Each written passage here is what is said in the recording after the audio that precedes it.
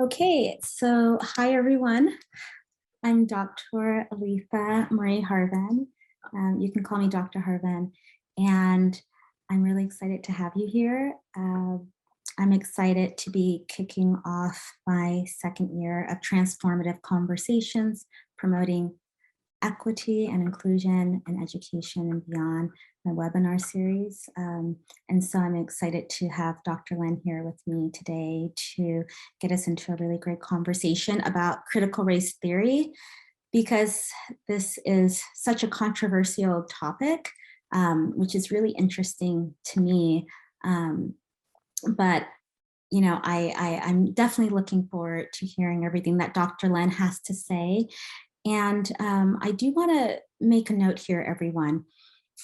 As Dr. Lynn and I are talking, I think the way I want to set this up is I have a few questions for Dr. Lynn regarding critical race theory, just so that everyone in the audience is on the same page regarding it. I'm not sure what everyone's understanding of critical race theory is, but I just want to make sure we're all on the same page moving forward with the discussion. And then as we're talking, any questions that come up for you, if you could put them in the Q&A, that would be really great. So if you go to the Q&A box, so don't put your questions in the chat, put your questions in the Q&A box, because that's really what I'm going to be paying attention to during this discussion. Another note that I want to make to you really quickly, you know, when I was advertising this event last week, and I want to be really brief with this because I'm being cognizant of Dr. Lynn's time, but, you know, I received a few emails that were a bit uncomfortable regarding this topic, and it kind of just, you know, reminded me how controversial this topic was. And so, you know, I'm confident and hopeful that everyone who is here today wants to have a really calm intellectual conversation about critical race theory. There is a moderator who is watching the chat, and you know, we're hoping that we're just going to have a conversation, like I said, that stays on an intellectual level. So, you know, I'm going to kind of just leave it at that. But again, I know that this topic can be triggering for some people. And the whole point of this conversation for me is not to push any sort of political agenda regarding critical race theory. I really just want to have a conversation, you know, make sure that you walk away from this conversation with some good information regarding CRT, and whatever you want to do with that information is totally up to you. But yeah, we have an amazing guest here today, and I want to go ahead and just talk about him. Hi, Dr. Marvin Lynn, how are you? I'm great. It's nice to be here with my mostly California crew, but I see there's some folks from Colorado and other places in the West here as well. So Yes. thanks for having me. Yeah, absolutely. Thank you so much for agreeing to have this conversation with me. Okay, so just to give you some background information on Dr. Lynn, in case you haven't already done a full Google search on him, Dr. Marvin Lynn is a professor of race and education. He's a cultural critic, he's a vocal artist, and he's a community leader, and he works at Portland State University. From 2011 to 2021, Dr. Lynn served as an associate dean or dean of colleges of education at public institutions in the Midwest and in the Pacific Northwest. He earned his Ph.D. in social sciences and education with an emphasis in race and ethnic studies from UCLA. He has a master's degree in curriculum and teaching, and he also has a Bachelor of Science degree in elementary education. He serves on critical education boards, including the American Association of Colleges for Teacher Education, which is really prestigious. His work is internationally recognized, such as his Handbook of Critical Race Theory in Education, which was first published in the United States and the UK in 2013, with the second with the second edition published in the fall of 2021, so that was recent. And Dr. Lynn's academic accolades, scholarship, TV appearances, and basically his dedication to the teaching profession can be seen in all that he does, excuse me. So we're really lucky to have Dr. Lynn here today, and I'm so happy to have him here for this very timely conversation. Okay, so Dr. Lynn, I want to go ahead and just jump into my questions. And again, as Dr. Lynn and I are talking, any questions that come to mind regarding critical race theory, please put them in the Q&A box, because I really want this session to be focused on answering your questions, so you feel good leaving this conversation, good in the sense that you feel good with the information you're walking away with. Okay. So my first question for you, Dr. Lynn, and some people, may already know the answer to this question, and other people who are here may not. But again, I just want to get us all on the same page. What is critical race theory? Okay, so I'll do my best to give you a brief but comprehensive answer. So first of all, again, great to be here, and congratulations to you on being able to do such important work. I know that teaching and doing research on your own is a lot. I've done it for the past 2 decades, and so it is no small feat to pull this together, even in this context. So congratulations, and thank you for having me and for believing enough in me to have me be your only guest on the topic. So I'll do my best to explain it well and respond to your questions. But critical race theory came out of a need that legal scholars of color, so these are students who were primarily at Harvard University in the 70s and 80s, who were very concerned about their curriculum. So imagine being in law school and saying, I think the curriculum is lacking. And so Kimberly Crenshaw was one of those law students in the 70s and 80s who was very concerned about the fact that the curriculum that they were being taught did not address issues of race. And so they had the opportunity to have some interaction with Derek Bell, who was a leading scholar of law who was focusing on race in his teaching. And he had published a book called Race and Racism in the Law in the early 80s, late 70s. And they fought to ensure that Derek Bell would become a full-time professor and would have the opportunity to really reshape the curriculum, the law curriculum at Harvard University. And so that's how critical race theory was born. It was legal scholars saying, we don't know enough about how the law is shaped by race and racism. And they developed a curriculum at Harvard University in order to reflect that.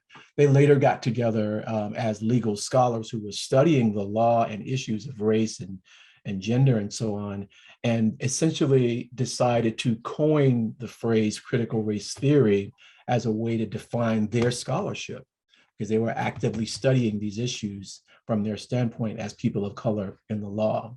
So critical race theory is a theoretical and a methodological approach that these legal scholars use to really systematically examine issues of race and racism in our society.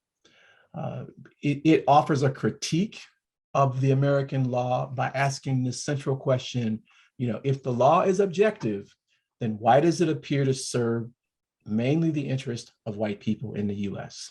Mm-hmm. And they don't just ask that question, they investigate that question systematically, right? And they do that on the basis of some key beliefs and principles. One of those key beliefs is that the law is not objective or neutral. In law school, you're taught that the law is objective and neutral, and they dismiss that idea. They also believe that racism is a system of practices in the US that is endemic, that's normalized, and that a key part of our society is based on that. The last couple of things I'll say, because this explanation is getting longer and longer, I realize that, is that they believe that this system of practices really does create these legal, economic, political, and social consequences for people depending on their race. And so the consequences, they would argue, are mostly advantageous for whites and mostly disadvantageous for people who are not white. These consequences that I'm talking about are observable. You can see them, you can measure them, right? And so critical race theorists draw on data as evidence of inequalities, racial inequalities across a range of areas, right? They look at the criminal justice system first and foremost, because that's where they're situated. And they look at outcomes as it relates to that. They also look at outcomes as it relates to healthcare, education, housing, a range of issues. And when you look at the data suggests that there are some inequalities by race, right? And so all of the claims that critical race theorists make about the nature of racism in our society are based on data and sound evidence. And then what they do, and this is the last piece I'll mention, is they use counter storytelling methods, right? Which are fictionalized kind of narratives to help tell specific stories about people of color's experiences with racism from the standpoint of that person who has been victimized by racism. And these stories are contextually specific, and they also are intersectional, right? Because critical race theorists believe that your experiences with racism are also shaped by your experiences as a gendered person, as a person who may or may not be heterosexual, as a person who speaks a different language. There's a lot of conversation about citizenship status, which we know is very relevant in California, right? And how that gets racialized and creates a unique set of experiences for those individuals as well. And so they're not looking at race as a singular phenomenon, but we're looking at racism as it interacts with other types of experiences, such as discrimination based on citizenship or perceived citizenship status, right? Or language or other identity markers like sexuality and gender.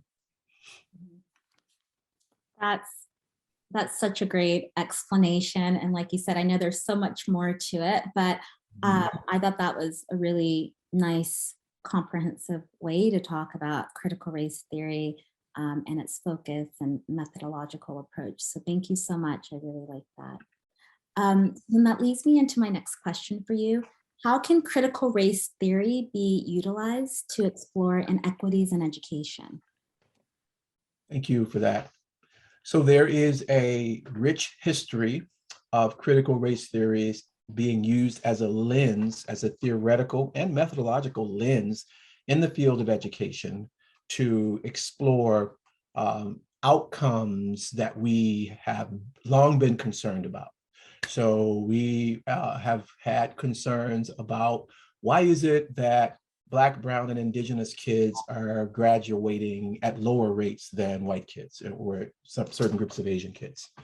Why is it that we see differences in terms of academic outcomes, right? So I was talking about graduation, which is attainment. We can also look at grades. We can look at who takes what courses. There's been a lot of focus by people like Daniel Solorzano, who was my advisor from UCLA, on AP courses, right? Which high schools get to have AP courses, which ones don't?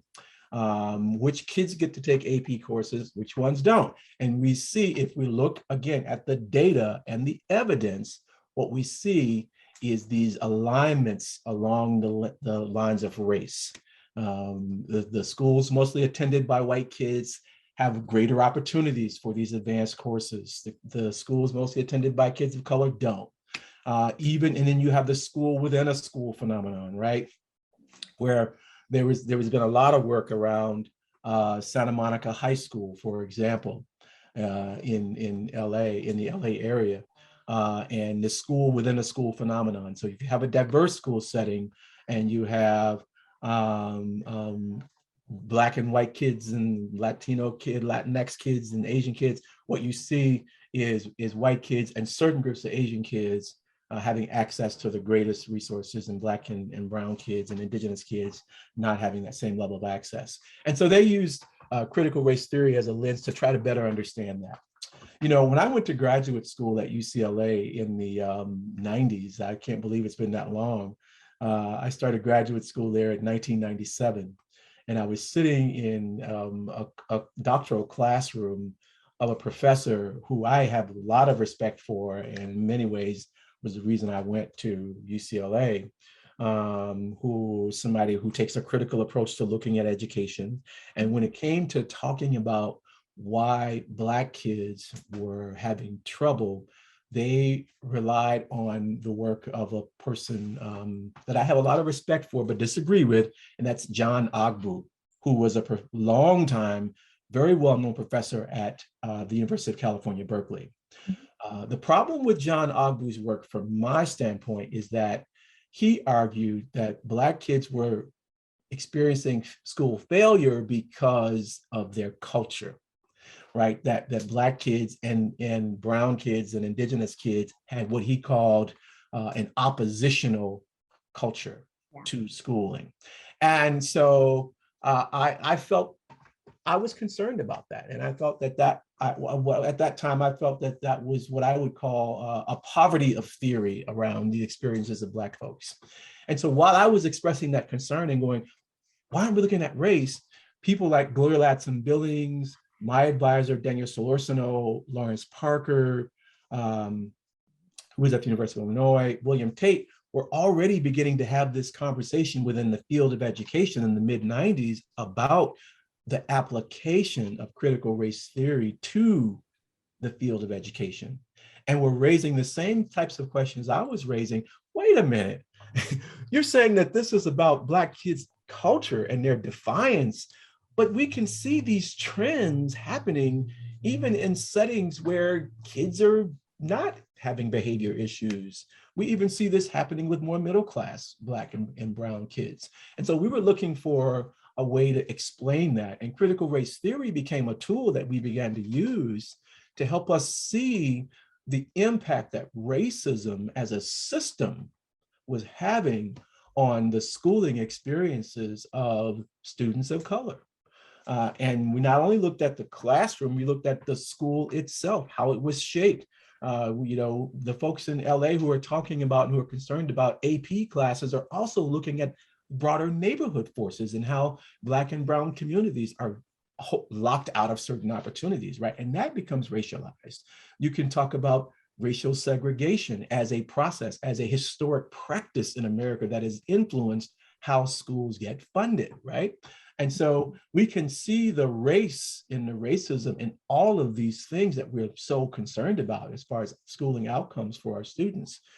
And so the studies primarily have attempted to do that. So, the Handbook of Critical Race Theory in Education, which, I think you may have shared information about that with folks, is a collection of scholarship.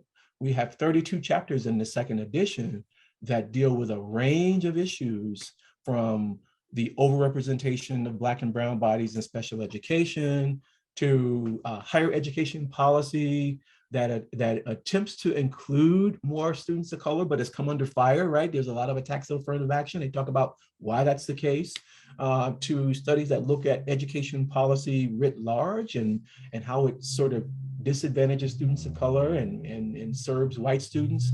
My work looks at the practices of educators of color, and specifically my focus is on Black males who are taking a kind of critical race lens to understanding how to teach students of color in a liberatory, emancipatory fashion, right? That respects and values their culture, but also understands that those students are living in a racist environment and creates opportunities for those students to be able to deal with that in an honest and clear way. So I think there's a rich history of critical race theory as a tool in education. The last thing I'll mention is that my colleague Tara Yoso, who is, I think she's a visiting professor right now at San Jose State. Her appointment, right? Her permanent appointment is at the University of California, Riverside. So she's there in California.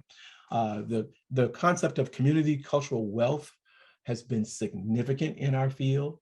And she has drawn on critical race theory as a framework to develop this concept. which essentially says, if we're going to teach students of color well, we have to understand the rich assets that they bring to the table, right? And so she refers to those assets as a form of capital, to draw on the work of social theorist Bourdieu, right? Pierre Bourdieu, who talks about cultural capital.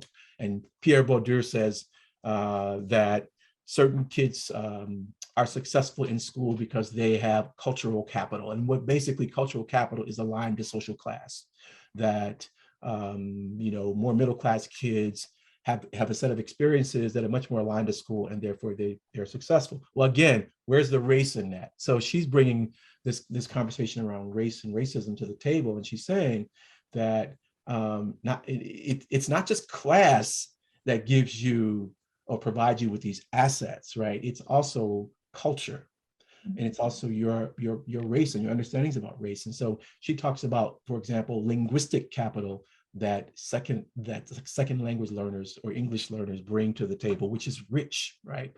And she talks about the benefits of that.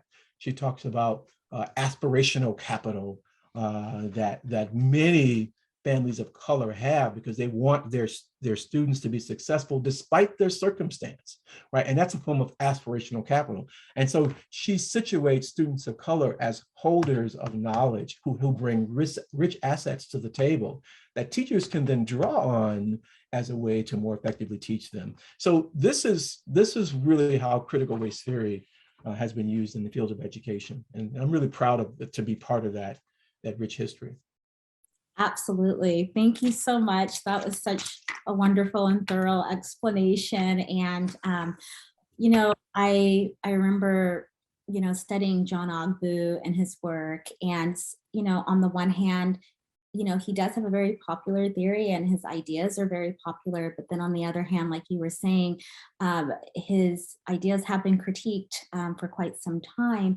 And, I even think of myself and how, I was raised and how I came up. You said something really interesting, which is really true, right? When we think about, for instance, Black students, and we can think about other students of color as well, but I'm just thinking of Black students right now. And this idea of oppositional culture, right? Walking into the classroom, you have this oppositional culture. Well, that doesn't necessarily, like you said, explain everything that happens to a Black student, if you will. I know it didn't explain things that I was experiencing, like racism, racial discrimination. Like I was experiencing racial discrimination at various points in my education. And I have highly educated parents. I was in school, I was paying attention. I sat at this, I sat in the front row in the center. I was that student raising my hand, but still was experiencing a lot of discrimination. So I'm glad you brought that up. There was a lot that you brought up that I'm very familiar with. As I think a number of people know who are in the audience, and then if people don't know, my background is in education. I'm housed in a department of psychology at the moment because my work is interdisciplinary, and so I do have an educational psychology focus with my work, as well as a human development focus. I look at a lot within education, but everything that you were saying was just really speaking to me because I've studied a lot of this. And so you're right, critical race theory, using it as a lens in which to study our educational system is extremely important. Oh yeah, absolutely. And I think we really have changed the narrative in our field. I mean, Yeah. I was sitting in class, like I said, in 1997, 98, and we didn't have a discourse on this. And now we do. We have 2 editions of the Handbook of Critical Race Theory in Education, but we have other books, right? That really help people better situate and better understand how race and racism are shaping and impacting what happens in schools. Absolutely. Okay. I was taking notes as you were talking because I was going to bring up some of, or elaborate on some of what you were talking about, but I'm kind of looking at the time as well. Okay, so my next question, Why are we hearing so much about critical race theory at this particular time? And, I know for me, anytime I've been a part of a conversation related to critical race theory, it's been in an academic setting. And so to see and to hear so much, so to see so much being written about critical race theory in the media or in the news, and then to hear so much about it and the way it's even being talked about is very different from how I have always experienced conversations related to critical race theory. So yeah, why at this time? Why now? Is everyone talking about it? Good question. I'll start by saying it, and I've said this a few times about how long I've been doing this, but I emphasize that in a way because we've been doing this work for a number of years in relative obscurity. I mean, nobody really knew what critical race theory was or who we were for that matter.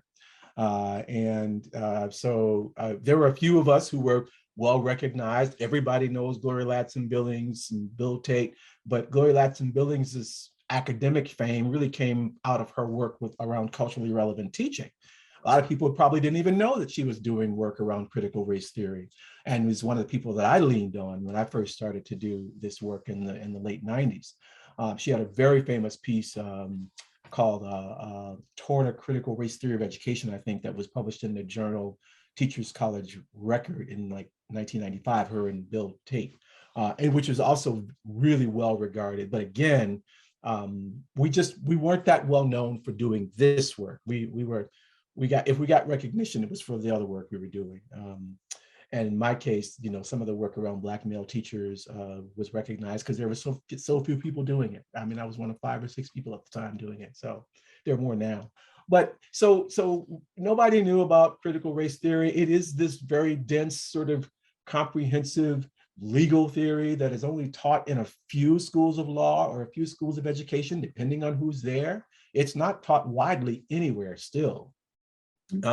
So I'm as shocked as you are about why suddenly we're so famous and this topic is so popular.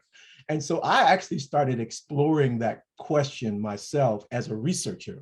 And I started systematically inquiring, what is going on? Why all of a sudden everybody wants to talk about critical race theory? And so clearly, with the heinous murder of George Floyd, and I would add Breonna Taylor and Ahmaud Arbery, right?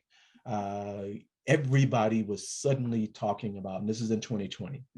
And so we're in the middle of a pandemic, right? And I think that's important too, as a sort of reference point here, that everybody was suddenly talking about race.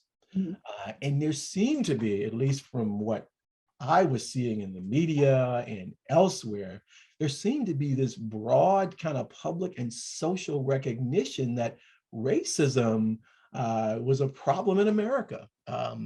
I've been part of so many conversations in the past where I had to argue with people about that because they said you're wrong, you're delusional, and people would basically dismiss us as these radical theorists, right, who just didn't know what was going on. And then suddenly, all the things that we had been writing about and talking about for the last 20 years was being talked about and discussed on CNN and NBC and in the mainstream news media. And it was this recognition that we have a problem in America with racism. And it is systemic, it is deep, right? And that's what was happening in our country right really at the onset of the pandemic because of the timing of George Floyd's murder. And what you saw is an effort on the part of universities, hospitals, a wide range of institutions across our society were reflecting not only about racism and the nature of racism as a system of inequalities, but about what their specific role in advancing racism was, right? So you saw schools going, we need to look at our curriculum. We need to look at our policies and how our policies are pushing kids of color out, right? We talk about the school to prison pipeline that we see Black, Brown, and Indigenous boys caught up in. And we argue that that's primarily because of racism, but it's also has to do with how people perceive them in terms of their gender. So that there's an intersectional understanding of that. But suddenly, again, schools were recognizing and acknowledging that.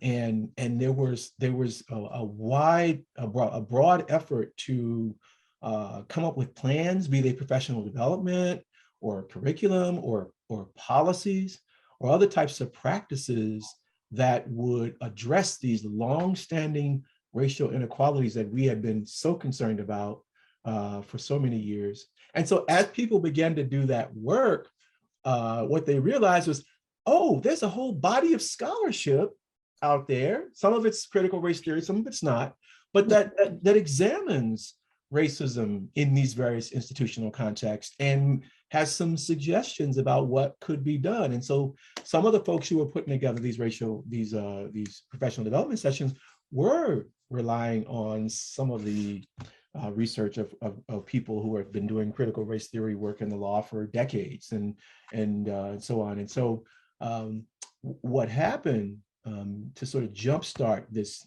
intensive focus on CRT is that a few individuals, one of whom I've been sort of focusing a lot of attention on was Christopher Rufo, who is working for the Manhattan Institute, which is a conservative think tank, began to write within that genre of writing about what he refers to as a kind of I don't know as a critical race theory takeover of schools, of hospitals, of our institutions, right? That for these organizations to be having conversations about race and asking white people to reflect on race and racism was going too far. And he began to write about this publicly. He then went on to Fox News sometime in the summer of 2020 and expressed concerns about it. He pointed to a specific professional development session that he had heard about somewhere in Seattle, and they were using Robin DiAngelo's work around her work around anti-racism, and he said, we have a problem. We are going too far. And he called on Trump, who was president at the time, to essentially issue an executive order to ban critical race theory and any focus or teaching on race and racism in professional development. And so a few months later came the executive order to ban the teaching of race and gender, or the discussions about race and gender in professional development in any kind of publicly funded organizations. Mm-hmm. Okay. And then at the same time, what was happening was Rufo and others were working through the Manhattan Institute, through the Heritage Foundation, and other conservative think tanks, backed by folks like the Koch brothers and other well-moneyed, high roller conservative folks. There was a legislative agenda also being developed at the same time. So you had an executive order from Trump banning the use of race and gender as ways to talk about our history. At the same time, you also had the 1619 Project, right? Hannah Nicole Jones' work that was out there sort of telling this very different story about the history of slavery and racism in America. And so Trump's executive order was designed to push back both on all the professional development, all the conversations that were happening around race throughout our society, but also to essentially create an alternative to the 1619 Project. So they developed something called, the 1776 Project or something like that, that was designed to provide a more positive view of America. And then the legislation began throughout this country and focused initially, I think, on most states in the South as a way to then ban the teaching of race and gender in K-12 schools and in some cases higher education. And so Christopher Rufo was very, very strategic in sort of articulating critical race theory and rebranding it to include not just discussions about race, but discussions about social emotional learning, bias of any kind, right? So the Center for Renewing America has a website that they developed that says, here's a whole set of about 100 terms that we would identify as critical race theory.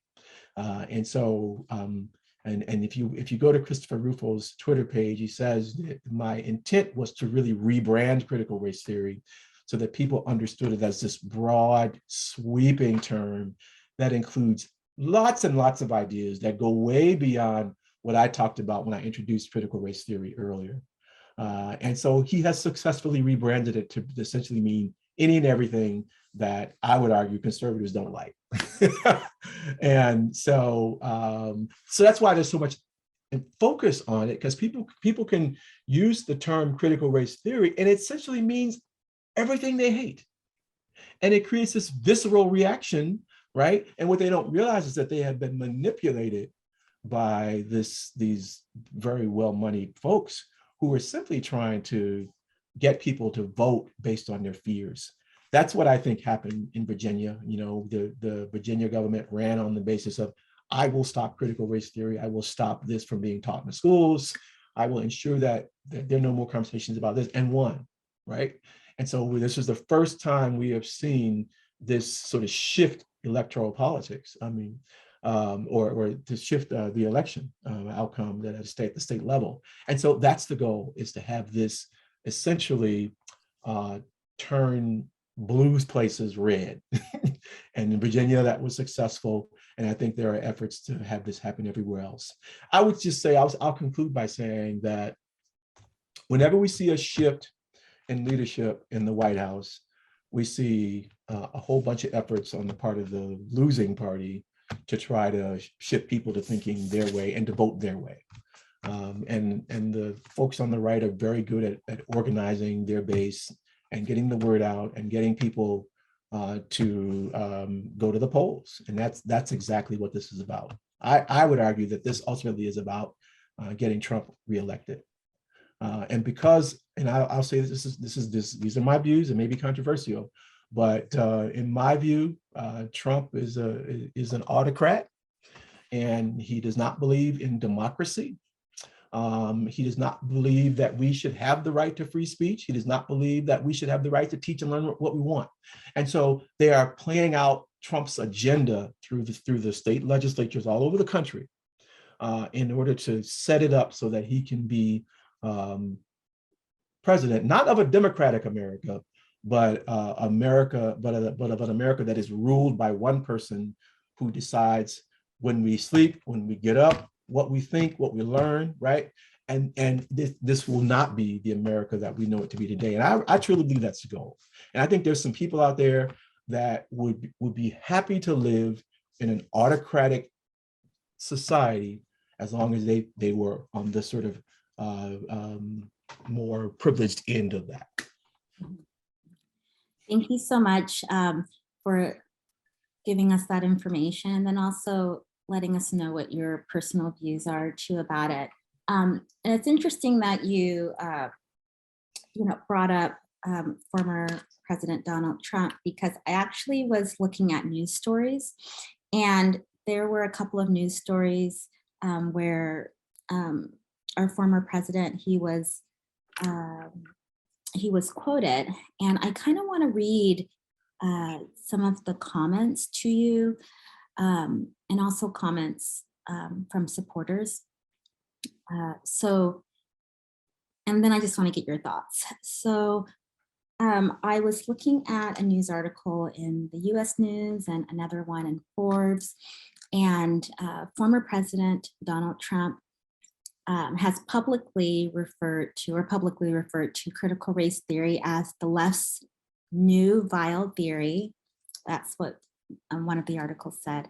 That's psychologically abusive, twisted, and designed to brainwash children through curricular modifications where children are prompted to judge people based on the color of their skin.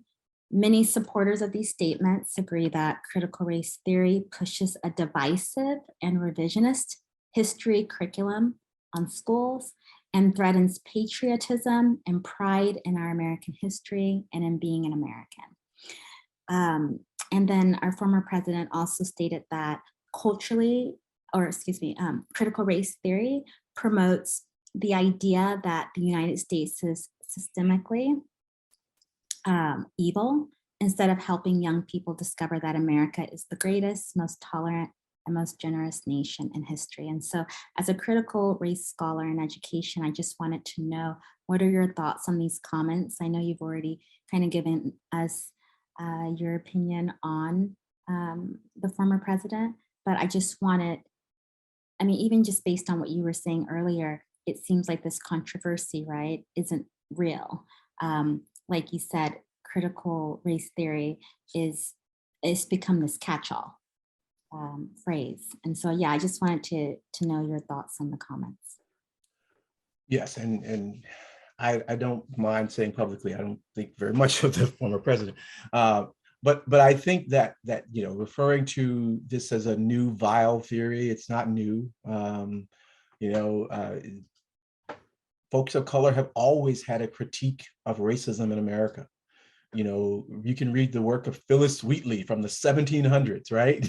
Frederick Douglass from the 1800s. There's always been a critique of racism. And so people of color, we have always told our stories about what we have experienced in this country. And it is based on fact and sound evidence. And so there's nothing vile about it. It is what it is.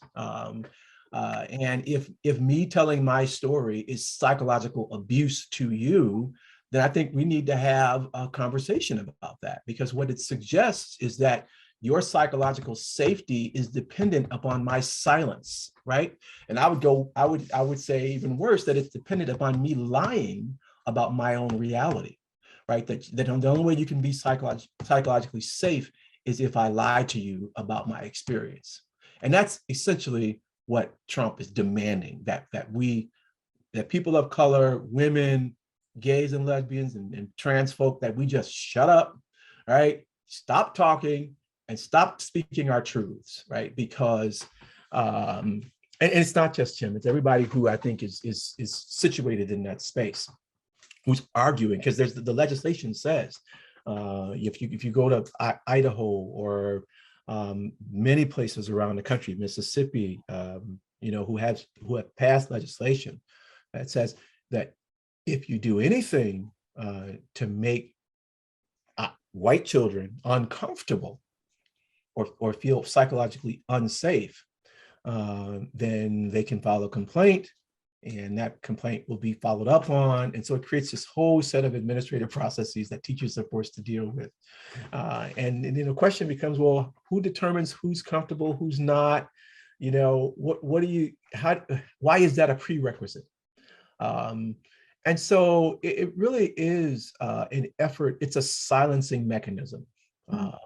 Again, which is another feature of autocracies. I mean, I'm not trying to be hyperbolic here when I say that this is reminiscent of pre-World War II Germany. These are the kinds of strategies and tactics that Hitler employed, right? And folks in the Jewish community are beginning to talk about this. The ACLU is beginning to talk about this. I read an article the other day from a German woman who is now living in America and is an American citizen, but who was alive at the time of the Holocaust, right? And she talks about how this is very reminiscent and how important it is that we maintain academic freedom, that we maintain our rights to free speech as Americans, because that is at the core of what constitutes a democracy. You take those things away, we do not have a democracy. And again, you have an autocratic leader essentially attacking people for speaking with their own voice, right? And then pitting people against each other to say to white people, hey, if Black and brown and indigenous people speak in their language with their voice, you should view that as harmful.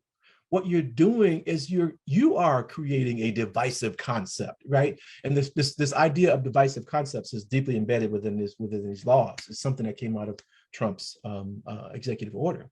But what you're doing is you're dividing people, and you're demanding, again, these silences as a prerequisite for moving forward, for getting along, for working together.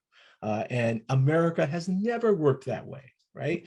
We have always been able to argue with each other, to disagree openly, and to critique systems that we feel are inequitable or need to be revamped or rethought. That's what being an American is all about. It's about getting in there and getting your hands dirty and saying, okay, I don't like what I see, I'm going to fix it. And I want to be part of that change. Is that you have the agency, right, to promote and advance change that improves your society based on your own needs.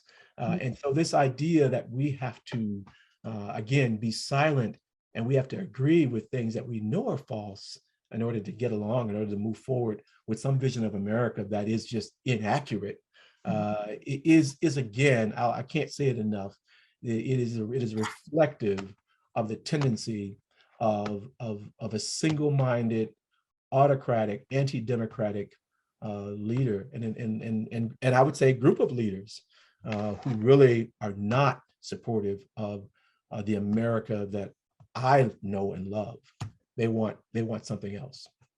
You know, something, everything that you just said was just, was so good. I was making notes here, and something you said was, your psychological safety is based on my silence, right? I should lie to you. And I wrote that down here, and that should be a quote. You know,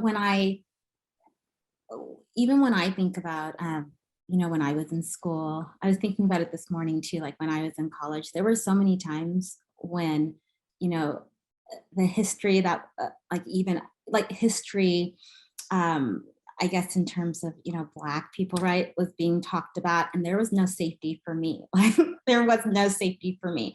I remember being in a class where, you know, we had a reading where the word nigger was being used to refer to Black people. And it was within the historical context of that book. But then when a student was presenting on it in class, she was using the word nigger, you know, instead of, and the professor never stepped in to say anything, you know, about that. And so, you know, when I think about psychological safety, it's like, well, what about my psychological safety in that particular moment, right? And so, not that I even use that term, or for me personally, it's not a term that I use or identify with, but at the same time, you know, I understand what that term means when it is used, right, in this country. And so there was no psychological safety for me there. I can think of a lot of times when Black history was being taught in schools and there was just no safety for me. But yet, you're right, I should be silent, right? But there's safety for others. But I think what you're articulating is something that Gloria Ladson-Billings has also talked about. There's an NPR interview that you all should look up, where she makes that same point, right? And she says, who nobody was thinking about me, right? When I was in school as a Black person, and I think what some legal scholars are saying, that is going to give Black and brown children also the opportunity to use the same laws, right, as a way to make claims, right, about their sense of psychological safety or lack thereof. And so it creates opportunities for people to make claims and file complaints on both sides of this thing now.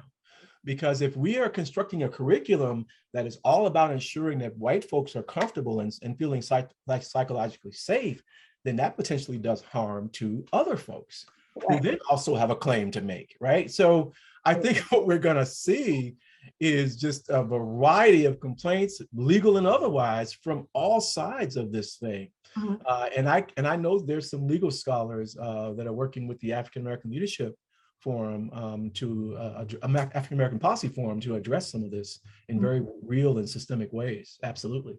Yeah, I'm interested to see what comes of that. And I kind of just wanted to make one more note, you know, in thinking of what you were saying, and I'm seeing some of the messages in the chat kind of come up here too. You know, even, you know, Dr. Lynn, thinking back to 4th grade, there was a profound situation that I will never forget that happened in a class when slavery was being talked about, you know, and luckily I was learning about my Black history at home with my parents. So I knew how to deal with it. And I knew how to deal with what the teacher ultimately pointed me out, the only Black student in class. You know, that was a whole situation, and that my parents were at the schoolhouse about, of course.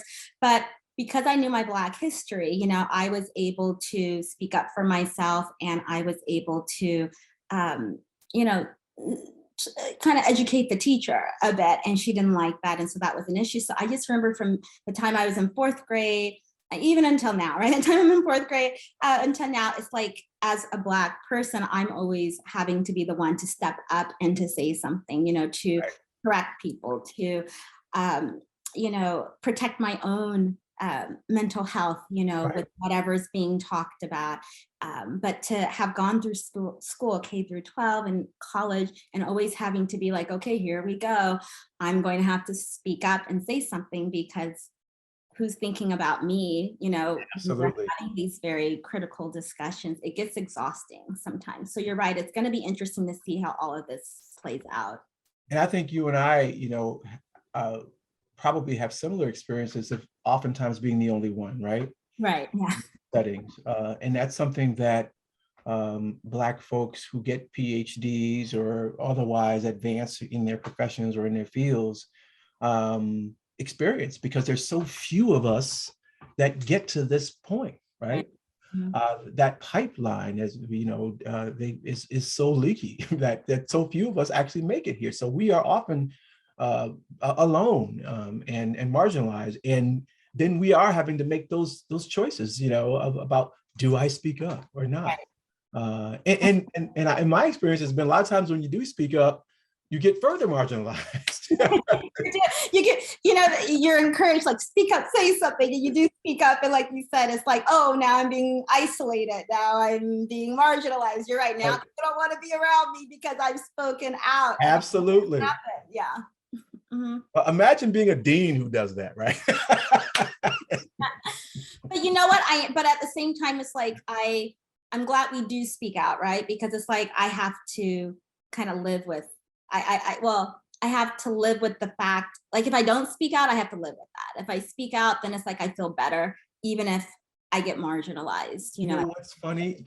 Absolutely. So I could tell you about 100 times when I've been marginalized because I spoke out, even as a dean, right? But my physical and mental health is in good shape. Yeah. I do say so myself. You might think I'm crazy, but I think I'm in good shape. And I'm a middle-aged person. And I know other people who often choose not to speak out, and they get along better with folks because they don't speak out, but their health is in shambles. And not just their physical health, but their mental health. And, you know, racial battle fatigue is what we're talking about here, right?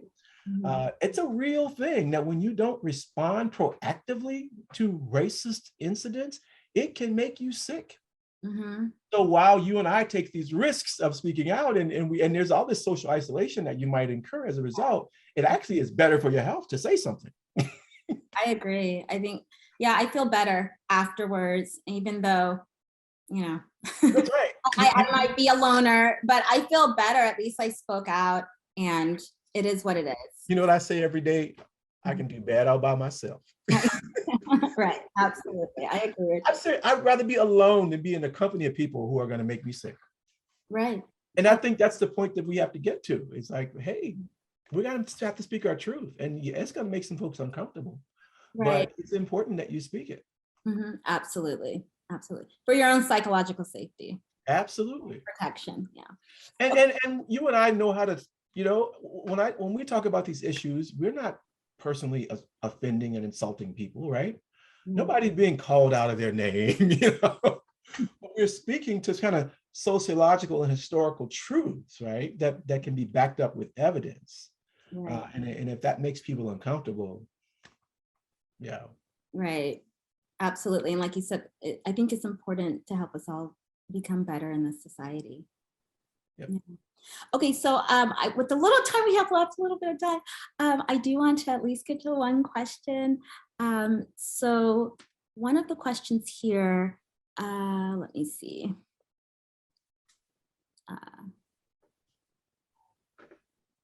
See, Can somebody's you share, oh, I was gonna say, can you share um, critical race theory? I wanna make sure I'm reading this right. Can you share a critical race theory perspective on affirmative action? So there's a lot of writing within the critical race theory canon about affirmative action. I have a piece that I co-wrote with Tara Yoso. I'm gonna try to find the link here so you can get it. But essentially, what we argue is that the pushback against affirmative action is disingenuous. That this argument that you know. That this somehow that affirmative action harms white people. There's no evidence for that. That often what's happening is we are ignoring the history of racial discrimination that folks of color have experienced, and that's really the basis for affirmative action. So it's a remedy. It's a racial remedy that recognizes that we live in a racist society that doesn't necessarily afford people of color access to have higher education, for example. And so the institutions of higher education have to have other ways of ensuring that students of color have that access that they need. And affirmative action was one tool. It is not, a way to give, there's a sense that, you have unqualified folks, right? Who don't have the scores and don't have the skills, are somehow getting boosted into places like Harvard and UCLA and Berkeley. It's not the case. What it does is it ensures that folks who meet the qualifications, that they are then, yes, in some cases given a slight advantage because of race, as a way to ensure that they're not eliminated because of their race, right? So it's a little bit of a different perspective. But I think we see affirmative action as one of those tools that recognizes the permanence of racism and says, we have to have some strategies for ensuring that folks of color are included and not left out. Okay, thank you so much. And do you have time for one more question? Sure. Okay, one more. Okay, let's see. I noticed that some people of color are practicing internalized racism. What is the CRT perspective on this? Well, we are all impacted by racism, right? That because racism is a system of privileges and it's deeply ingrained in our society in terms of how we work, how we think. There's so many cues that I see on television and everywhere else that suggests that I'm not worthy, right? Or that I'm dangerous, or that I should be feared. And everything I look at in my society suggests that about Black men. And I find it amusing sometimes. And here I am, middle-aged guy, and I'm certainly not a fast runner at this point, right? That people would see me and go, oh, like, look, even if I wanted to, I couldn't catch you. So why do you, but people see Black skin, they see, a person who's Black and male, and that's what they think. They think somebody who's there, somebody's going to, do something to me. And it's very easy for us as folks of color to also sort of have these same beliefs about ourselves and about other people. I don't know if you all aren't as old as I am, but I remember back sometime in the 80s when Jesse Jackson admitted that if he's walking in a dark place and he looks behind him and he sees a white person, that he's more relaxed than if he sees a Black person, right? So that's an example, or somebody that's great as he. I have a lot of respect for Jesse Jackson. And I think it took a lot of courage for him to admit that he too has internalized racism, even as somebody who has led movements for racial equity for Black folks and other folks of color for many, many decades. Mm-hmm. So none of us are immune to it, and we have to actively work against it. Yes, some people, if you're not willing to admit that is there, then what you end up doing is you go into sort of you go into an automatic mode, and you start doing and saying things that you're not even aware of, and then you don't have a willingness to recognize it in yourself, and then it can get a lot worse. So it's a psychological issue that we as people of color have to face. My colleague, Joy DeGroot, and I have a book sitting here called, talks about something called post-traumatic slave syndrome. Yeah. And she argues that this stuff is carried within our DNA in some regards, right? Because of the experiences that we've had with pain. Some people respond like Aletha and I do, or Dr. Harven and I do, by reacting and speaking up. Some people just internalize it, and it can turn into self-hatred. If you read the work on racial battle fatigue, you start to see the ways in which this can be internalized. And I'm happy to take a couple more questions if you want to do that. Okay, yeah. I remember when that particular theory was becoming really popular, and I immediately identified it. It's like, oh my goodness, yes, it feels like we're on a battlefield, and it's so exhausting, but it's an important fight, right, that we're fighting. Okay, another question here. What is the best way for people of color to speak up? Well, again, based on experiences I keep having over and over again, where I'm the only one, and sometimes I'm the one in charge, right, of a bunch of people that don't look like me. And it is so nice when someone else, particularly a white person, speaks up on behalf of communities of color and supports issues of social and racial justice in a very public way, and then asks me, maybe later, maybe not in the meeting, right? How can we help? How can I help? How can I be supportive, right? And we have too little of that. I have another panel in a week or so with a bunch of lawyers who are based on the East Coast. And part of the argument they're making is that the reason that this critical race theory thing has gotten so out of control is because white progressives have been silent, that they have not spoken up. We've got some very powerful, long-standing white progressive organizations in this country. And for a long time, they were silenced about this because, quite honestly, those organizations weren't sure about how they felt about critical race theory, right? Or having critical discussions about race. And the conservatives knew that, and they exploited that. They exploited the tendency for people to go into a shell and to be silent and to not speak, right? And so this stuff just got rolled out without very much response because of people's fear of having conversations about race, which they knew would be the case. So the best thing we can do is speak up, speak out. I serve on a school board. Support your school boards. We are under attack by conservative forces who are coming in and saying. I had a person come in the other day and said, after we had done a resolution on supporting Black history, came in and said, why Black history? Why not white history? Right? And so this is the kind of stuff we're dealing with. And we need more people coming into school boards meetings saying, yes, Black history and Latinx history and Asian American history and women's history and LGBTQ history. We need all of it, right? And we need to recognize everybody's role in this country, and that's right. And we need more equity. We need more focus on these issues in schools and classrooms. But what we're hearing mostly from people who don't want that to happen. And the folks who are more progressive, who believe in this, are staying home and staying silent and hoping that it'll pass. And that, I can tell you right now, the right is depending on you to stay silent and to stay in your house and not get engaged and not get politically active.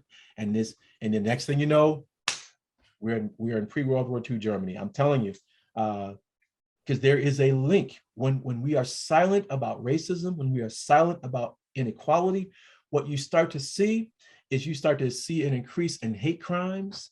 You start to see an increase in hate speech. So what it does is it gives those on the right, and I would say the ultra conservative right, those who are connected to hate groups like the KKK and others, it empowers them, right? So our silence empowers those folks, and we have to stand up. We have to speak back, and we have to get engaged at the local level with our school boards. But also, we have to hold our politicians accountable. no politician should be standing up and saying, and this happened, I think it was Mississippi, where a politician stood up and told a lie about a white girl that he said wrote to him and said that she felt bad about something that happened in her classroom. This was investigated by news folks, and they could not find any such person. This person didn't exist, right? So he made up a story to then support a policy that was passed to ban the teaching of race in the schools. And this is happening all over the country. So we need voters to stand up to those politicians and say, not in my state, right? And there have been some very successful efforts in certain parts of the country where people have stood up and stood up against this kind of stuff, and it didn't happen. So we got to get engaged. We got to get engaged politically. We got to get engaged with our schools, and we got to speak up. We got to lift these longstanding progressive organizations out of the muck and mire to get them activated against this, because this is not about race. This is about democracy. So I have a follow-up question for you regarding speaking out, right? Because you're right, that's something that I know I'm always encouraging people to do, you along with many other advocates. I have had people approach me saying, I want to speak out, but that's just not what I do. I don't like conflict, so I'm not going to say anything.